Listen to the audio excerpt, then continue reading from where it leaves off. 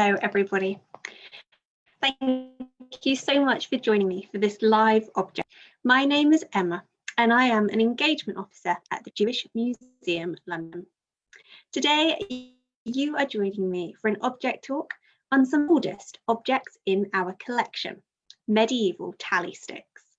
These objects are just two of over 40,000 objects in the Jewish Museum London's designated collection that shows the diversity of Jewish life and culture. And our programmes exist to explore connections between faiths and cultures. I am now going to share my screen with you all so you can have a look at an image of these medieval tally sticks. Now, tally sticks have been used since ancient times as a way of recording numbers.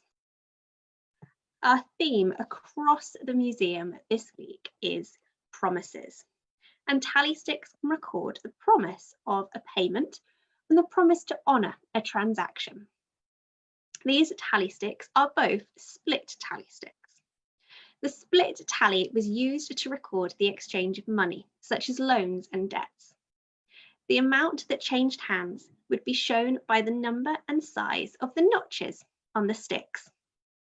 The width of each notch reveals the amount of money loaned, with wider notches for larger currencies and smaller notches to represent the smaller coins.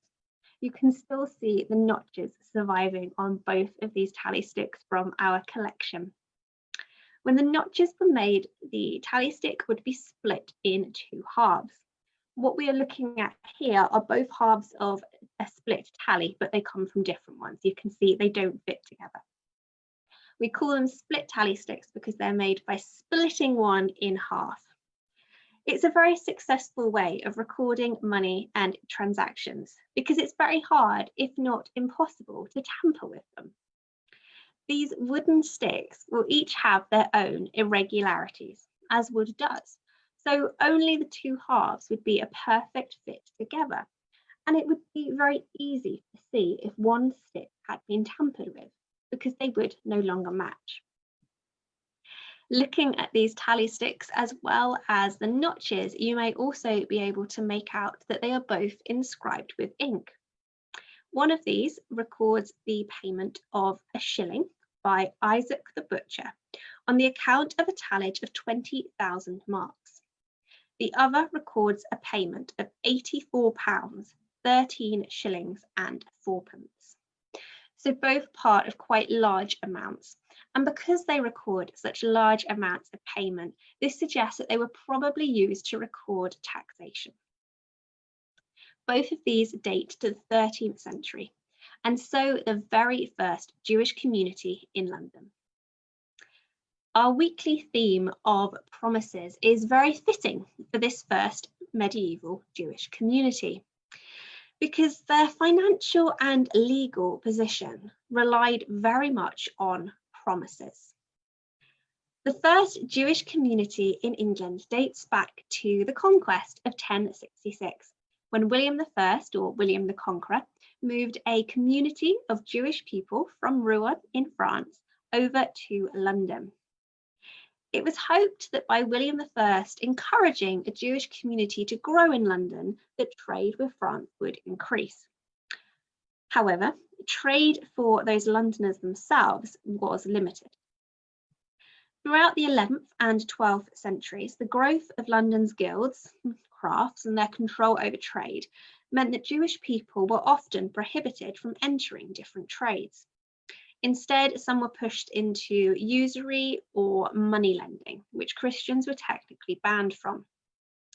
Now, I really do want to state at this point that Jewish people became strongly stereotyped as moneylenders during the Middle Ages, a stereotype that is still known today. And it's part of a much wider stereotype linking Jewish people to money. Our recent exhibition, Jews' Money Myth, explored the thousands of years this stereotype has been around and the damage that it has done. Whilst some Jewish people did practice money lending during the Middle Ages, this was by no means the sole occupation of Jewish people in London. And whilst I will be referring to some wealthy Jewish moneylenders, these really were a minority of Jewish people in London. But for those who did practice money lending or usury, this was extremely beneficial to the king, and Henry I in particular supported the practice of usury among Jewish Londoners. It was also Henry I who introduced the tally stick, such as the ones we're looking at here, to England. And in fact, he would only accept the tally stick as a form of payment for taxes. At a time before banking, they revolutionized the English economy. They meant that sheriffs did not need to collect large amounts of coin when they were taxing. Instead, the tally stick could represent the amount of money. So just as if you were to write a check for £100 and hand that to somebody, the check itself is not technically worth £100. It allows you to pay somebody else £100 without handing over £100 coins. Tally sticks like these not only made taxation easier, they also made money lending easier as well. And Henry I, as I mentioned, definitely supported Jewish money lending. His pipe roll of 1130 shows that for Jewish moneylenders to successfully get their loans and interests back from the people they'd loaned their money to, they needed the support of the king. And the king, in turn, could financially benefit from this. He could charge 10% for his involvement, and this became known as the royal 10%. However, when looking at promises, Jewish Londoners did not just need the promise of repayment for any loans that they made. They also needed from the king the promise of protection.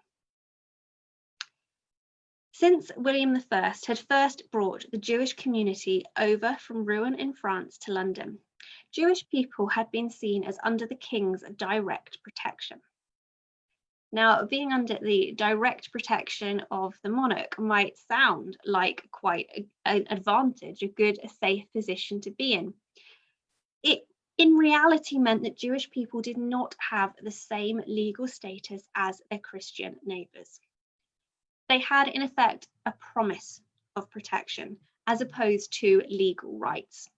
And so they were in a vulnerable position and very reliant on the whims of rulers.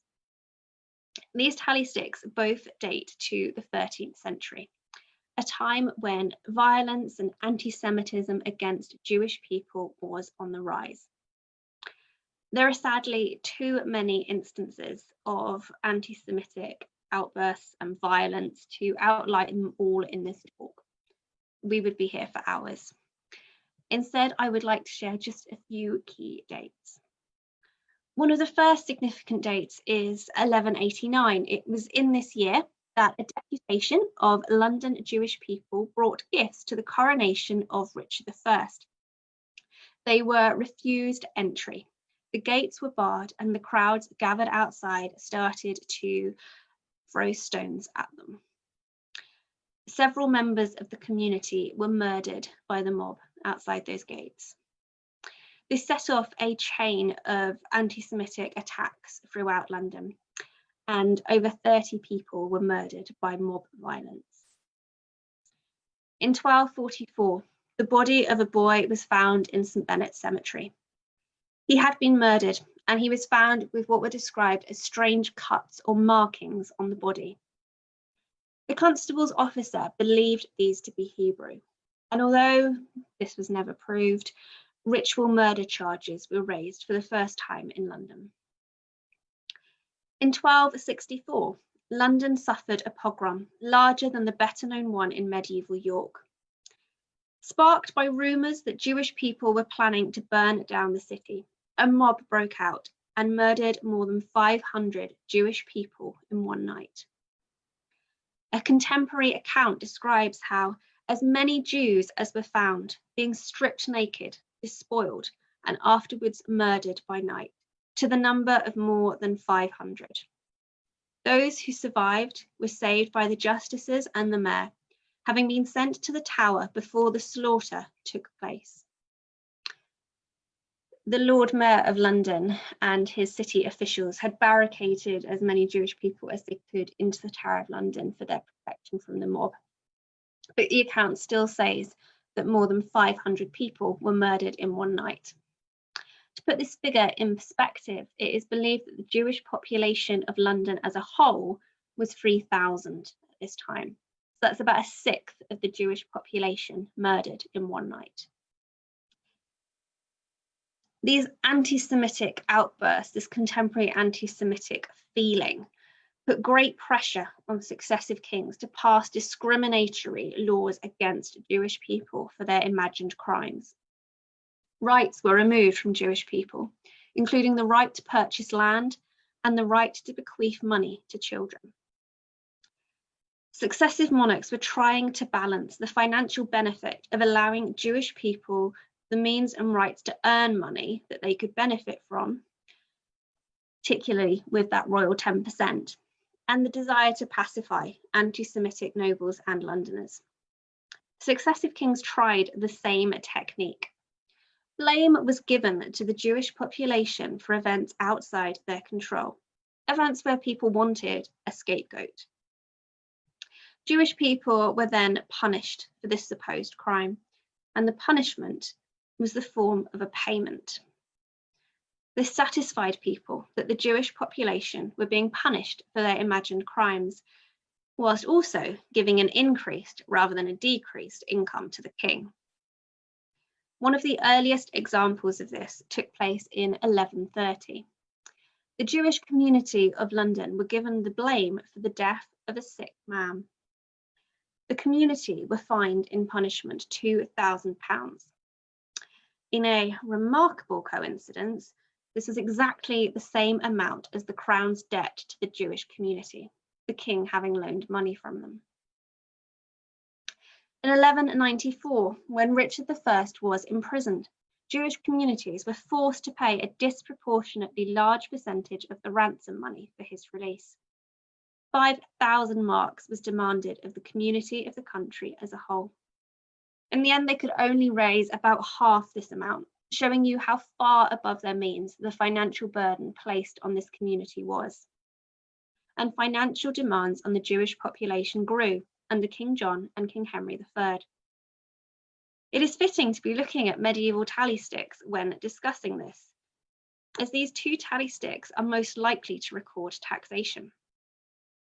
As Jewish people were in practice under the direct protection of the king, in a sense, almost their property. Their taxation was not set and standardized in the same way as it was for their Christian neighbors. Instead, their taxes depended on the whims of kings, what rate they would be, and were very often disproportionately higher than those of their Christian neighbors who had a different legal status. To pay the large amounts of money that they were taxed, Jewish moneylenders were forced to sell the debts that Londoners owed them to the king. Tally sticks made this process easy, as if you had a tally stick recording that you were owed £5 by someone else, whilst the tally stick isn't technically worth £5, if you then needed to pay someone else £5, you could give them that tally stick and they could collect that debt on your behalf. Whilst tally sticks made selling these debts easier, selling their debts to the king did not go down well amongst people who had borrowed money from Jewish moneylenders, as the king could be more forceful about demanding an immediate repayment than the Jewish moneylenders could. And if it wasn't repaid, their lands could then go to the crown. I do want to stress again that it really was only a very small minority of Jewish people in Britain who were acting as moneylenders and in a position where they were wealthy enough to loan money to the nobility. However, the stereotype of the Jewish moneylender had grown so much by this point that anger on this situation was taken out not just on those few wealthy Jewish moneylenders, but on the Jewish population as a whole, who were all seen as wealthy and all seen as moneylenders. These events in turn led to more outbreaks of anti-Semitic attacks. more discriminatory laws against Jewish people, and more punishments for supposed crimes. Pressure on the king resulted in 1275 of an edict banning the practice of moneylending or usury. To satisfy the population, the king was limiting the wealth of the Jewish community, and so their value to him declined, and so his need to protect them. The same year, it became law for all Jewish people over the age of 7 to wear a tabula. This was a yellow badge to be worn over the heart on the outer clothing at all times outside the home, meaning Jewish people were always identifiable as they walked through the streets of London, and so always vulnerable to attack. The promise of protection from the monarch established in 1066 was breaking, and in 1290 it reached the climax. In 1290, Edward I issued the Edict of Expulsion, forcing all remaining Jewish people in the country to leave.